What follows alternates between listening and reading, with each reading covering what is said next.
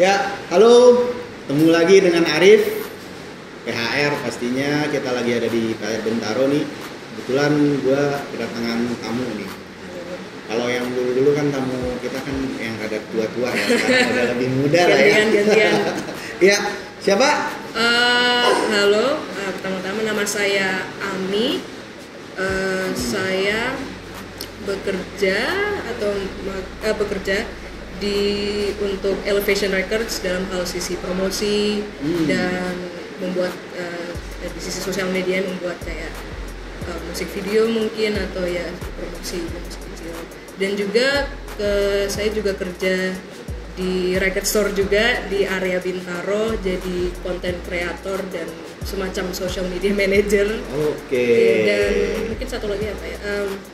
Saya sebentar lagi mau belajar audio engineering. Ya, dan audio engineering? Iya, jadi full on pathway untuk bekerja di musik atau audio in general. Jadi. Oke. Mi, kamu tuh masih muda banget, tapi relatif muda ya. Iya, bekerja gitu. Aku kira tuh kamu sekolah loh, Mi. Awal sebenarnya pas kerja atau awalnya di magang di record store yang di area Bintaro ini, saya baru 16 mungkin. Kayaknya karena itu 16 itu masih SMA, Mi. Iya, tapi enggak explanationnya kayaknya apalagi pas di tengah-tengah SMA tuh kan ada pandemi. Iya. Dan itu di mana semua siswa-siswi itu di rumah. Iya, benar. Jadi kayaknya kan nggak ada kerjaan lain.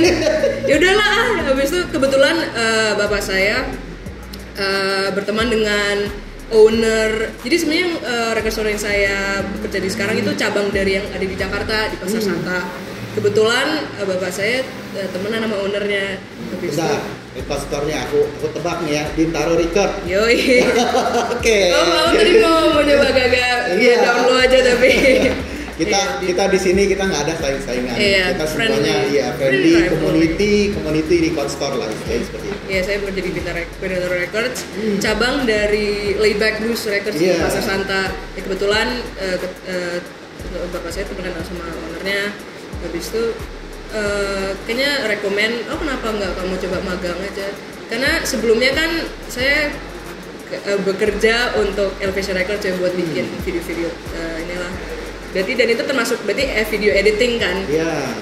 Mungkin bapak saya lihat kayaknya mungkin video-video lumayan boleh lah ke ini lain biar juga dapat pengalaman atau apa. Habis itu udah jangan kerja sama bapak aja gitu, kerja sama orang lain gitu. Jadi ya, dan saya masih bekerja di sana berarti udah 2 mau 3 tahun nanti. 2 mau 3 tahun. Iya, agak aneh sih ngomonginnya tapi ya mau 2. Nih, teman-teman ya. Di relatif usia masih muda udah produktif, benar ya, Mi ya? Iya. Alhamdulillah ya, Mi ya. Oke, Mi, lanjut. Pertanyaan berikutnya. Nih, kalau di sini kita pasti ngomonginnya masalah vinil ya, gitu. Karena memang ini salah satu hal yang menarik nih bagi kita perbincangkan masalah vinil. Kamu juga pasti suka dong sama vinil. Nah, dari kapan sih sebenarnya kamu suka vinil dan mulai koleksi? Kalau mulai sukanya mungkin bahkan sebelum lahir kan, karena bapak saya ya music fanatic, sekarang mungkin udah jadi status audiophile atau apa, dan jadi musik lebih spesifiknya piringan hitam udah berada di hidup saya tuh dari kecil. Sejak kecil banget gitu. Kalau nggak salah saya ingat sering diceritain sama orang tua saya kalau misalnya pas ibu saya masih hamil saya, kalau nggak salah puterin London Calling kalau nggak salah dari Clash lewat plat. Dan karena saking sering diputarnya London Calling oleh bapak saya, jadi setiap kali mendengarkan lagu, mungkin emang London Calling atau lagu lain saya lupa, ibu saya mulai agak rasa mual atau karena taking back to her memories, mengadakan saya. Jadi dan itu enggak, ya emang sejak lahir udah ada, ya emang udah evolve. it already atau I already revolved around music gitu. Jauh dari kecilnya. Berarti sebenarnya kalau dibilang sejak kapan, kamu juga nggak tahu sejak kapan sebenarnya kamu bisa jatuh cinta dengan vinyl ini, tapi sepanjang hidup it's always been there gitu. Jadi ini menarik nih. Ada orang cinta vinyl ya sejak dalam kandungan. Nah, ini case-nya. Oke, lanjut nih Mi. Iya. Bicara desain fisik nih Mi. Ya, kamu udah cerita tadi kan, jadi sebenarnya kan memang format vinyl ini memang udah dekat dengan keseharian kamu sehari-hari dari kecil, karena memang bapak juga suka musik, ibu juga suka kan. Ibu suka nggak sih? Mungkin sebagai konsumer pasif. Ya, jadi mungkin emang ngikutin influence dari bapak, jadi kayak yang ayah yang didengarkan bapak ya ikut suka aja. Suka aja gitu. Tapi nggak kayak obsesif ya. Jadi intinya ya apa yang bapak beli ya udah dengerin aja gitu ya. Apa yang Ami beli ya boleh juga sih ini gitu. Boleh deh, nggak apa-apa deh. Dia yang expertnya. Oke. Kenapa vinyl? Apa yang membedakan vinyl dengan desain fisik menurut pengalaman? Mungkin kayaknya karena vinyl tuh ada lucunya juga, vinyl tuh bisa dipegang kan, ada ya barangnya udah ada kan. Kalau misalnya di streaming services kalau misalnya mendengarkan album atau lagu tuh mungkin nggak ada rasa koneksi, karena kan kalau musik yang tidak ada mungkin barangnya tuh kerasa kayak tidak ada, mungkin tidak bisa ada personal connection. Iya, mungkin kalau kita ini kayak misalnya kepemilikan semu lah, istilahnya seperti itu. Kita bayar, kita beli, tapi kita nggak pernah megang fisik, kan itu kan semu ya dalam hidup kita yang gitu. Dan dari semua itu apa yang membedakan ini menurut kamu? Selain ya mungkin artwork ini lebih gede kan, mungkin besar. Atau cuma itu aja? Nggak.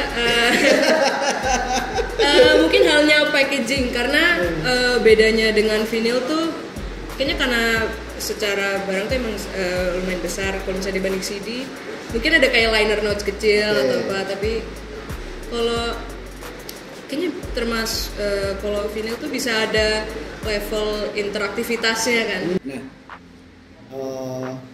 tadi kamu udah nyinggung sedikit sih sebenarnya.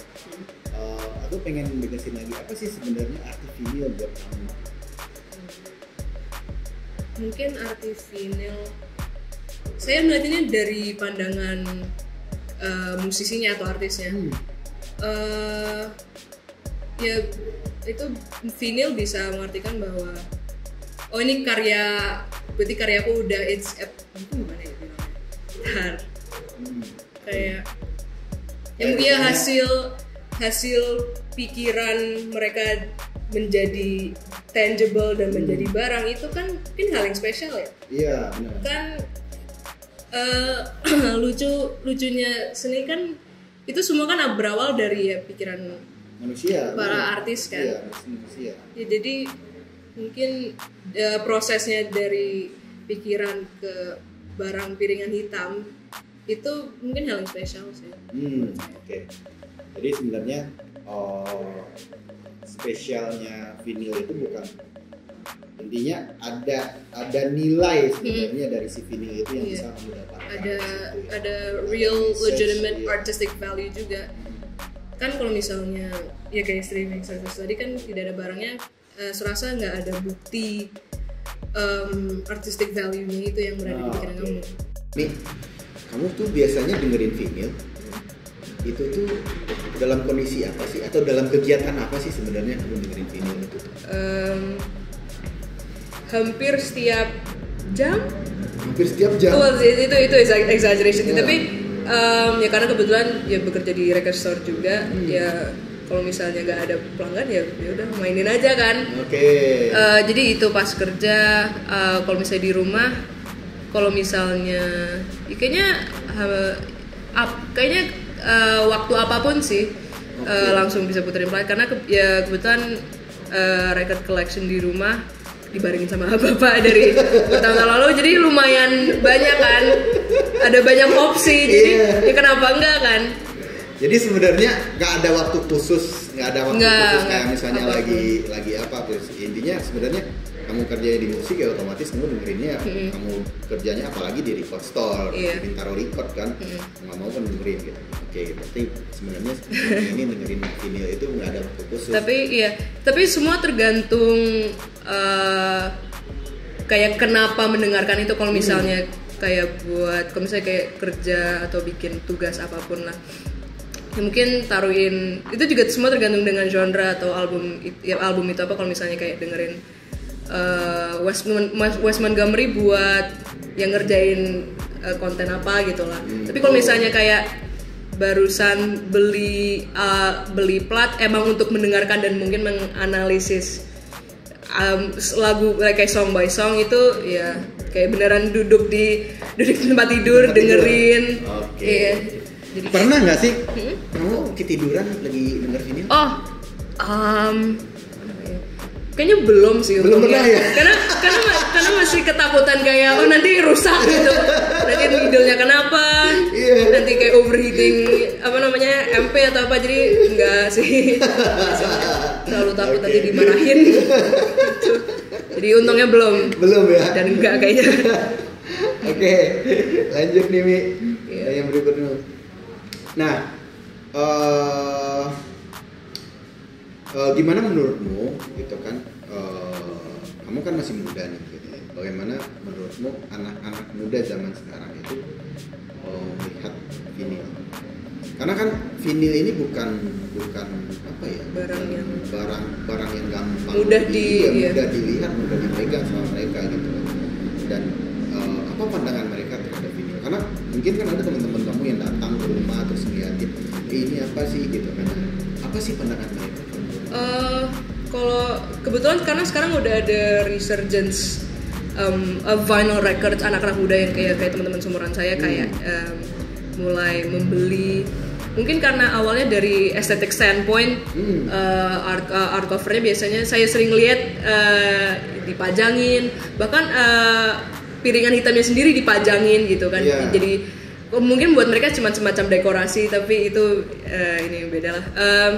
Ya tapi sekarang mulai ada resurgence karena anak muda sekarang kayaknya saya lihat sih, atau kalau ini cuma spekulasi saya dan ini observasi saya, mulai menyukai dan mulai menginvest kayak barang-barang retro, kayaknya ya kayak barang-barang 80-an, 80s atau 80s culture sih kayaknya, mau filmnya, mau musiknya, itu mau fashionnya atau mau apapun sekarang mulai balik lagi kan kayak di skena anak muda sekarang. Jadi mulai hype lagi lah yang istilahnya itu vinyl ini ya, anak muda. Tapi beneran loh, kita sendiri di PHR ya mungkin dari awal-awal dulu PHR berdiri tuh tahun 2012, 2014 mulai buka toko di STC itu tuh. Awal-awal itu tuh memang customer kita tuh kebanyakan memang kalangan 40 tahun ke atas gitu. Ya bapak-bapak yang intinya mereka memang udah familiar lah dengan format ini gitu, dengan familiar dengan format ini gitu. Nah, seiring berjalannya waktu 5 tahun ke belakang atau 4 tahun ke belakang itu mulai anak-anak muda, anak-anak muda mulai gitu kan. Ya kadang-kadang kita iseng juga nanya kenapa vinyl gitu, padahal kan Spotify ya digital gampang gitu, ada sekarang gitu. Ya mereka jawab ya mungkin karena terlalu gampang kali kita nyari yang agak rumit lah.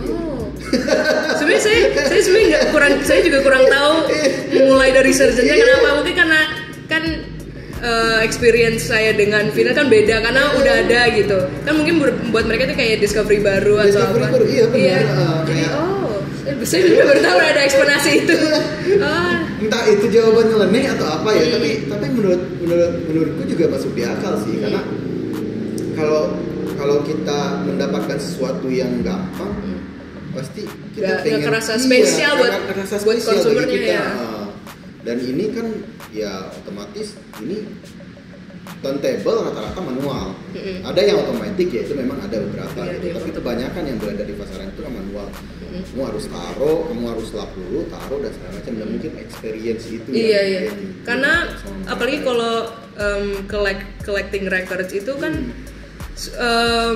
Kan itu it's a huge investment kan. Iya, bener. Mau dari turntable-nya sendiri, kalau mau yang legitimate collection audiophile itu kan udah ada turntable-nya, udah ada amplifier-nya, harus juga ada speaker-nya. Dan kalau misalnya mau mendengarkan musik dengan kualitas yang bagus itu pasti lumayan mahal kan, huge investment. Iya. Jadi mungkin ke scarcity mungkin bisa menjadi katanya the scarcity of it being not as accessible itu menjadi berarti langsung di cherish kan. Bener. Berarti gue udah invest ini pasti gue I have to cherish it as much as possible kan berarti. Bener. Gitu sih. Kamu ngikutin musik zaman sekarang nggak sih? Karena piringan hitam itu tuh identik dengan musik jadul. Kalau orang-orang ngomong musik jadul. Padahal kalau kita tarik lagi sebenarnya piringan hitam itu di musik-musik zaman sekarang juga banyak. Iya, ada kita banyak. Kita lihat ya kemarin itu yang paling heboh tuh Harry Styles, tuh Adele. Iya. Terus apalagi itu kan tulisan-tulisan baru yang dirilis lagi. Iya. Kamu ngikutin gak sih? Kalau musik mainstream sekarang mungkin tidak, tapi kayak mungkin skena-skena kecil, walaupun gak kecil tapi ya skena-skena yang lebih kecil daripada musik. Iya beberapa sih. Saya tidak, karena kebetulan lagi delving ke musik tahun akhir 70-an lebih spesifiknya dari periode 1977 sampai 81 kayaknya. Saya lagi fokusnya di situ.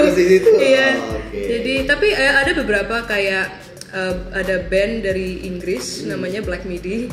Itu Black Midi. Hellfire, Hellfire, Cavalcade. Yeah. Kebetulan saya ada piringan hitam yang album pertama mereka Schlagenheim. Kalau saya lupa beli di mana. Tapi saya beli itu karena kayaknya agak-agak saya udah jarang mendengarkan band yang musiknya mungkin seintens itu kan. Kayaknya kalau album pertama mungkin masih yang agak-agak semi post punk, ada influence math rock dikit. Tapi yang kebelakangan yang di dua album terakhir mereka kan mulai ke kayak avant prog, Mahavishnu, eksperimental Mahavishnu. Ya mereka sebenarnya kan sebelum kayak influence post punk, mereka bahkan kayak belum denger kayak Gang of Four ceritanya. Saya pernah lihat ada interview gitu. Mereka emang pas mereka di sekolah, mereka di sekolah arts di Brixton, saya lupa nama sekolahnya, tapi mereka influence awalnya kayak Mahavishnu, Ken mungkin, ya gitu, yang kayak prog rock gitu. Iya, dan akhirnya influence rock. Nah, aku pengen nanya nih secara spesifik nih, kalau misalkan kamu pengen artis Indonesia dirilis videonya, siapa kira-kira? Aku nggak ngomongin yang artis zaman sekarang deh gitu kan, zaman dulu juga boleh gitu. Siapa yang ini kayaknya bagus dibikin, ini harusnya ada di format vinyl gitu. Kayaknya karena saya udah tahu sebenarnya artis Indonesia atau band Indonesia yang saya suka tuh udah ada piringan hitam, jadi mungkin agak susah untuk memberi jawaban untuk pertanyaan. Ya. Karena kayak emang udah ada semuanya, kayak yang saya ingat Alam Raya dari Abama itu kalau saya tahun 79 juga itu udah ada, walaupun walaupun langka tapi kan pasti ada. Tapi kayaknya karena mau itu yang artis dulu atau yang lama pasti udah ada some form of physical release-nya kayaknya sih. Jadi kalau misalnya ada artis yang belum ada rilisan fisiknya itu kayaknya mungkin tidak jadi kekhawatiran. Oke, gue ganti pertanyaannya. Tapi itu mungkin I could be wrong, tapi ya.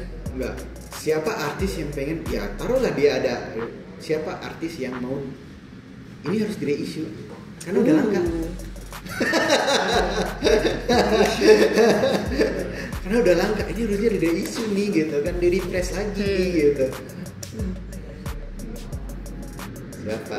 Kayaknya tapi ya balik lagi kayaknya karena semuanya udah, yang saya sayangnya belum mendalami dan mendengarkan musik-musik Indonesia.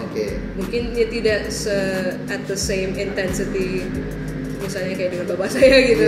Jadi mungkin saya sebagai passerby kan kayak Gus Plus kayaknya udah kan. Iya, Gus Plus udah. Yang saya ingat ya Abama, Nurholis kayaknya udah.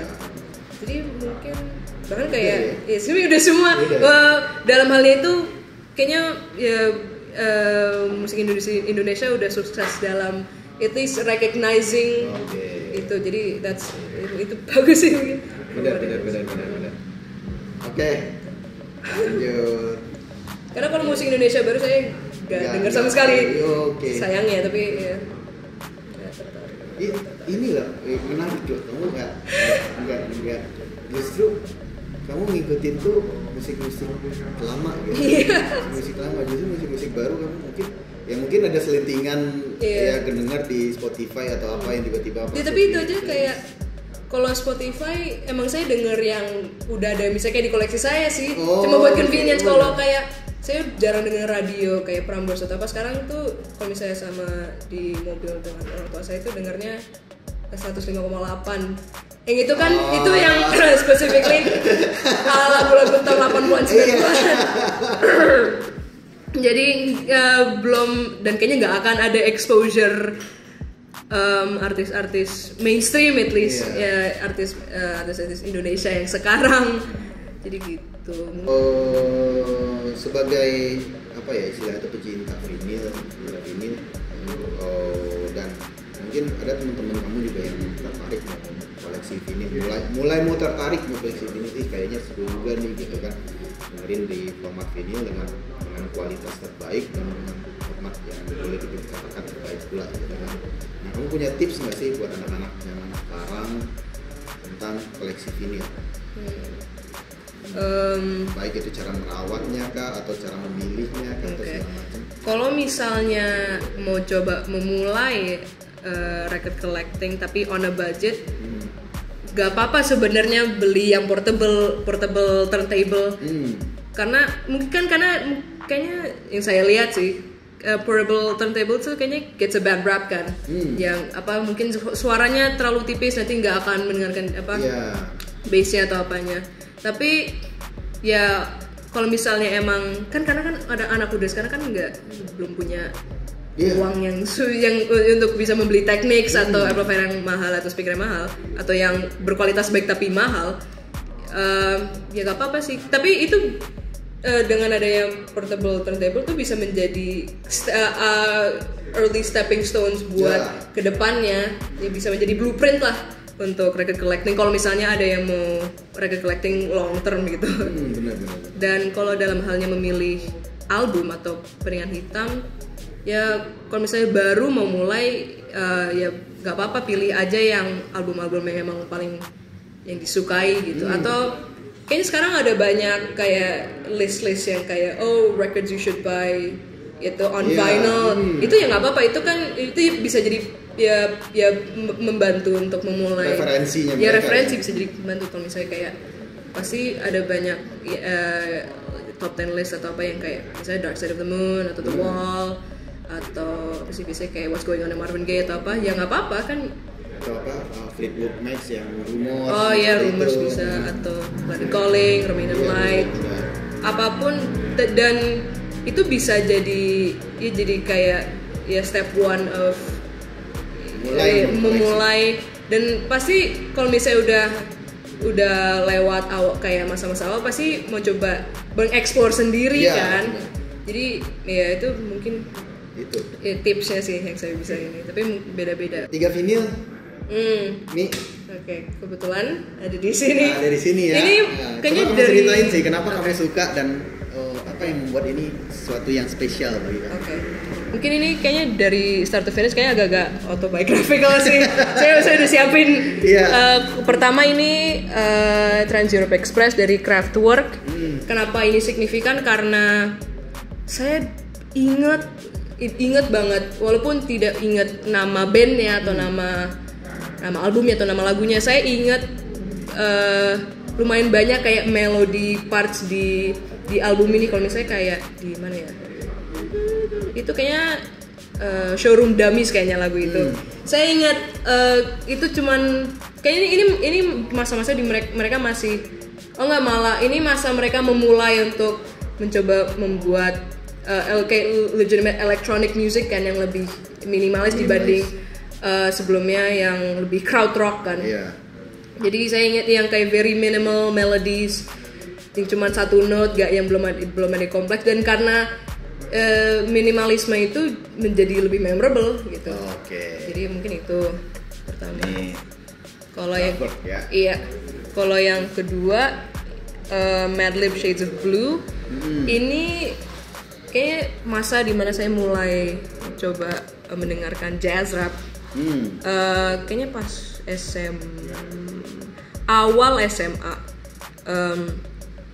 Kayaknya saya ingat pasti awalnya yang kayak album Tribe atau De La Soul atau apa. Tapi mungkin ini yang elevates the genre of jazz rap untuk menjadi hal yang lebih lebih kompleks gitu. Samplingnya Madlib di sini tuh, ini blows me away. Apalagi kalau saya lupa ada 2 lagu dari sini, saya boleh ini? Boleh. Saya lupa. Kayaknya yang lagu Stormy sama apa ya kalau nggak salah, yang Funky Blue Note. Itu kalau nggak salah specifically dengan, kalau misalnya di Spotify pasti ada namanya yang Morgan Adams Quartet atau saya lupa namanya apa. Tapi itu kayaknya suara drumnya itu so crisp, dan juga at the same time so dynamic gitu kan. Karena saya sebelumnya juga saya drummer kan. Oh, drummer juga. Sorry. Saya belum mention saya, walaupun bukan musisi tapi kayak bisa main drum lah, bisa main instrumen. Jadi ya drumsnya kan it's so kayak, apalagi breaksnya kan I don't know, I can't really describe it. Tapi juga ada lagu di sini namanya Stepping Into Tomorrow. Itu kayaknya it's like, itu mungkin kayak high pointnya dari album ini. Ini kalau nggak salah lagunya 7,5 menit. Yang if I'm not wrong. Ya kalau 7,5 menit kalau untuk lagu di tahun ini tahun berapa sih? 2003. Iya. 2003 itu tuh udah jarang. Terakhir tuh aku dengar lagu lama-lama itu kayak Dedi Theater itu yang lama-lama. Itu lama. Itu lama kan. High rock opera gitu. Bener. Mungkin ya, dan kalau nggak salah ini 2003, berarti setahun sebelum Mad Villainy kan. Dan kayaknya mungkin buat mereka kayak as a teaser di lagu Stepping Into Tomorrow, atau saya lupa malah sebelumnya ada interlude, ada kayak guest appearance dari MF Doom kalau nggak salah bilang gitu, this is Doom, habis itu kayak as a joke bilangnya I have no affiliation. I don't know ini Madlib siapa atau apa, cuman buat sebagai teaser gitu, jadi itu lucu. Tapi ya kayaknya di Stepping Into Tomorrow itu siapa yang nyanyi saya lupa, ada bagian di chorusnya yang kayak ada high note itu ya kayaknya very it's kind of very powerful kalau nggak salah, nyantol aja di kepala. Yes, very much. Oke, lanjut. Dan terakhir, recently kayaknya hampir setahun yang lalu mulai, walaupun menurut saya agak telat sih, tapi barusan got into kayak movementnya post punk dan new wave gitu. Dan termasuk Talking Heads yang kayaknya dari semua band yang paling sukses, yang paling populer kan, yang Vira Music. Saya milih Vira Music dibanding Remain in Light, yang kayaknya pasti Remain in Light dapat banyak rap buat essential albums gitu.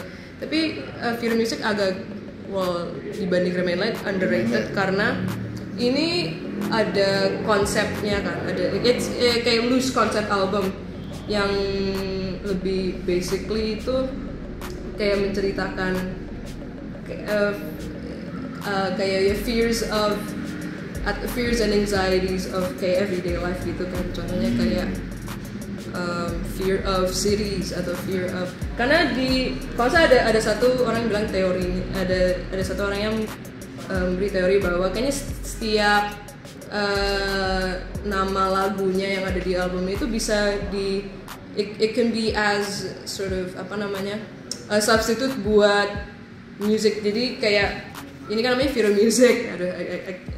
Maaf gue nggak bisa explain bagus-bagus, tapi Vira Music kalau kan kayak di ada lagu namanya Air atau Cities, itu bisa di substitute just as juga bisa as like menggambarkan ya anxieties of kayaknya living, aduh agak susah ceritanya sih. I'm not a good publisher tapi ya. Ya ini kalau saya diproduce sama Brian Eno juga, ini album kedua yang mereka produce sama Brian Eno.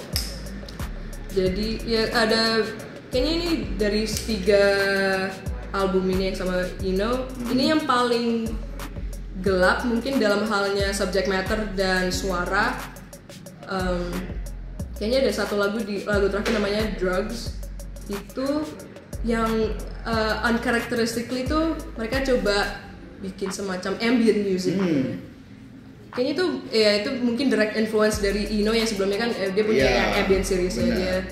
Jadi ya pasti langsung inspirasi besar habis bikin Drugs habis itu, tapi there's a slight kayak dystopian sama ada beberapa lagu yang kerasa agak-agak claustrophobic yang sebelumnya saya belum pernah dengar.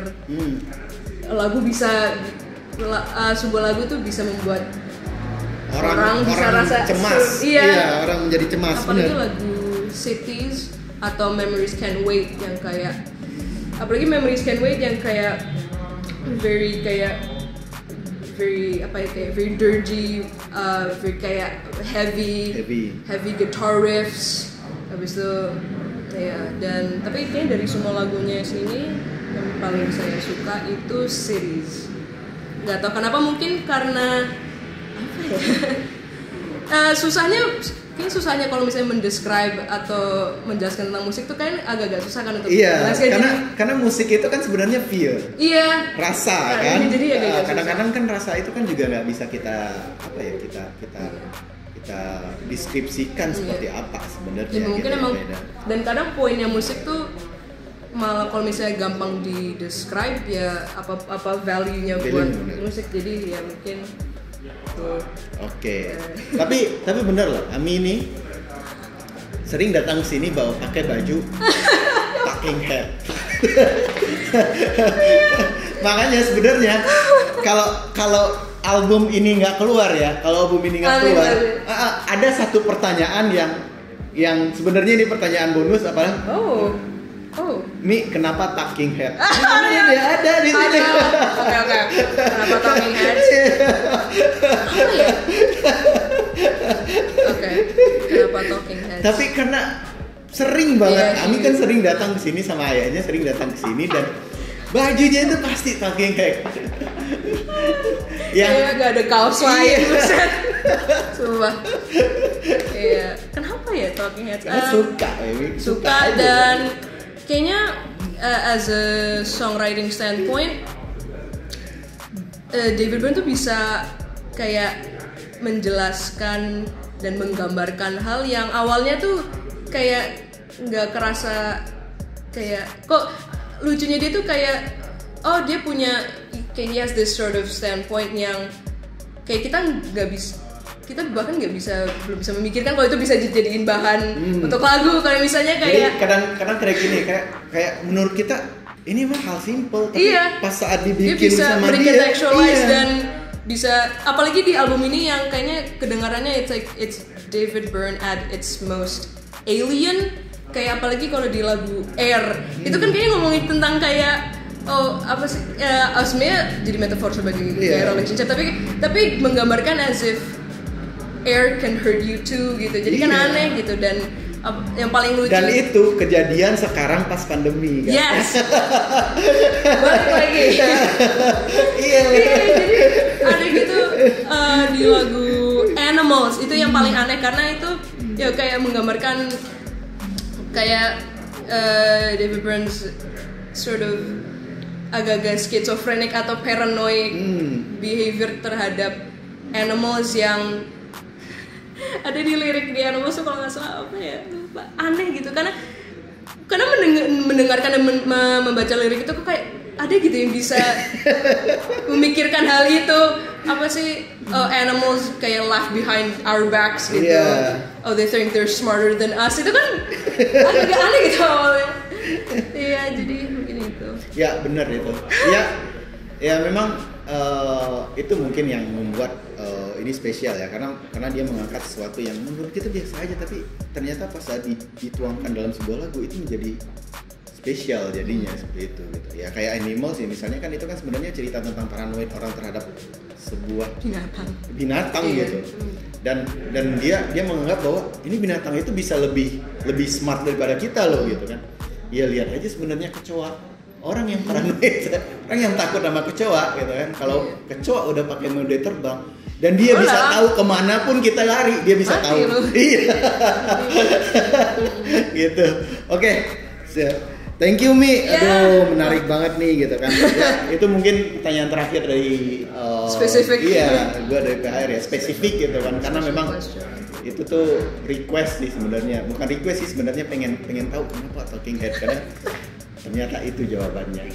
Oke, sekian dari Arif, terima kasih banyak ya. Ya, makasih banyak. Ini ya meluangkan waktunya terus diwawancara walaupun mungkin kamu kayaknya ya seperti yang dibilang sebelum teks sebenarnya Ami itu nggak terlalu nggak terlalu terbiasa di depan kamera. Kayak gak kelihatan. Tapi oke lah. Saya mungkin lebih eloquentnya kalau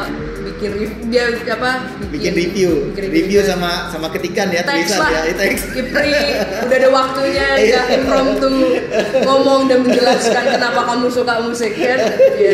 Tapi ya gitulah. Oke. Sekian dari Arif, Ami pamit, dah. Oke.